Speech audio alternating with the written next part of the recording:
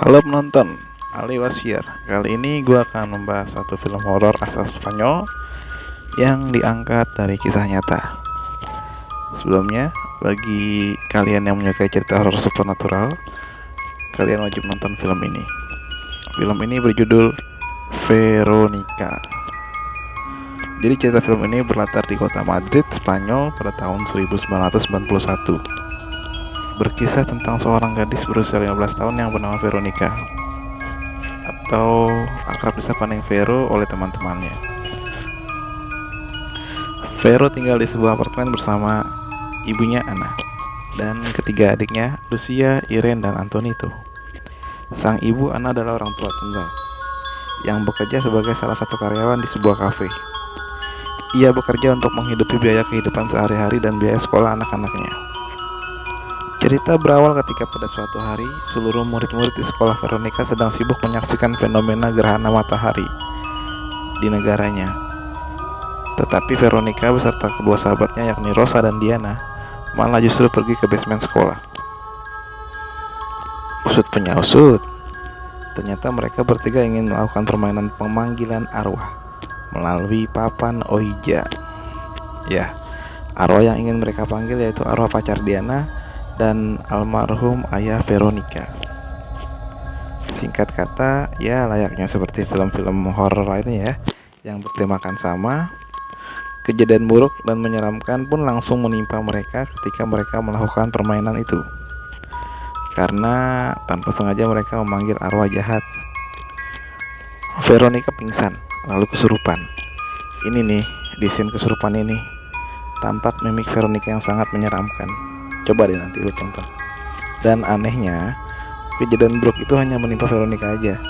Jadi iblis yang berasal dari permainan itu hanya menempel terus ke Veronica dan mengancam untuk terus mengganggu dirinya beserta keluarganya.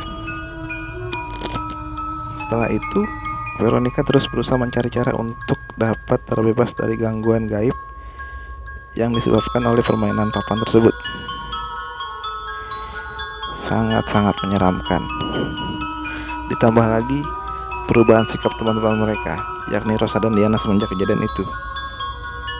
Seakan mereka pelan-pelan menjauhi Veronica karena Veronica bertingkah aneh. Sejak kejadian itu, Vero mulai menyadari dirinya sedang diawasi oleh sosok makhluk gaib. Vero mencoba menceritakan kejadian yang dialami dirinya kepada ibunya. Namun ibunya tidak percaya dan hanya beranggapan bahwa Vero terlalu banyak menonton film horor. Lalu Vero mencoba konsultasi dengan salah satu suster yang ada di sekolahnya. Suster itu memberikan petunjuk agar Vero tidak lagi dihantui oleh arwah yang dia panggil saat melakukan permainan dengan papan Ouija, dengan cara menutup gerbang gaib dengan mengulangi permainan tersebut dengan jumlah peserta yang sama. Vero mencoba untuk membujuk Rosa dan Diana supaya bisa menuntaskan apa yang sudah mereka perbuat sebelumnya. Namun teman-teman mereka menolak. Bahkan Rosa menceritakan hal yang terjadi pada Vero setelah Vero kesurupan pada saat bermain papan Ouija. Tanpa sadar, Vero berbisik kepada Rosa bahwa dirinya sudah mati pada saat itu. Vero semakin frustasi. Ditambah lagi gangguan dari makhluk gaib tersebut semakin parah. Bukan hanya Vero, tetapi adik Vero juga ikut menjadi korban dari makhluk tersebut. Di saat Vero kebingungan dengan apa yang harus dia perbuat untuk melindungi adik-adiknya, akhirnya Vero memutuskan untuk mengulangi permainan itu kembali dengan jumlah peserta yang sama. Namun Vero kali ini mengajak dua adik perempuannya, yakni Irene dan Lucia, untuk bermain Ouija guna untuk mengusir makhluk gaib tersebut. Bukannya mereda, makhluk itu semakin marah, bahkan sempat menculik adik bungsu Vero, Antonito. Di sini kesimpulan gue, Vero telah gagal mengusir makhluk halus dan sekarang posisi mereka terancam. Bukan hanya Vero, beserta adik-adiknya juga. Di saat situasi semakin mendesak, mereka melakukan panggilan kepada polisi untuk meminta bantuan. Vero menyuruh Irene dan Lucia untuk segera keluar dari apartemen.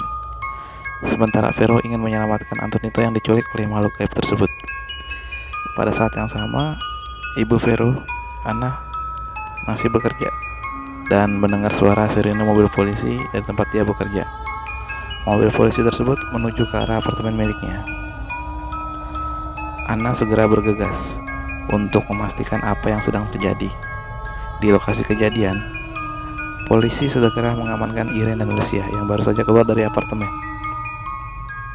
Sementara polisi lainnya masuk ke apartemen ingin menjemput Vero dan Antonito. Anna tiba di lokasi langsung memeluk Irene dan Lucia. Anna bertanya, apa sebenarnya yang terjadi? Di dalam apartemen, polisi diherankan dengan situasi furnitur yang berantakan dan menemukan Vero dalam kondisi mengerikan. Setengah tergantung, seperti ada yang merangkul dengan mulut terbuka dan menjerit kesakitan. Tak lama setelah itu Vero pingsan. Lalu polisi juga menemukan Antonito yang bersembunyi di dalam lemari. Vero langsung mendapatkan pertolongan medis. Sementara itu polisi masih menyelidiki kasus aneh yang menurutnya di luar akal logika. Setelah itu, kepala polisi yang memimpin penyelidikan kasus ini mendapatkan telepon yang menyampaikan informasi bahwa Vero sudah meninggal dunia.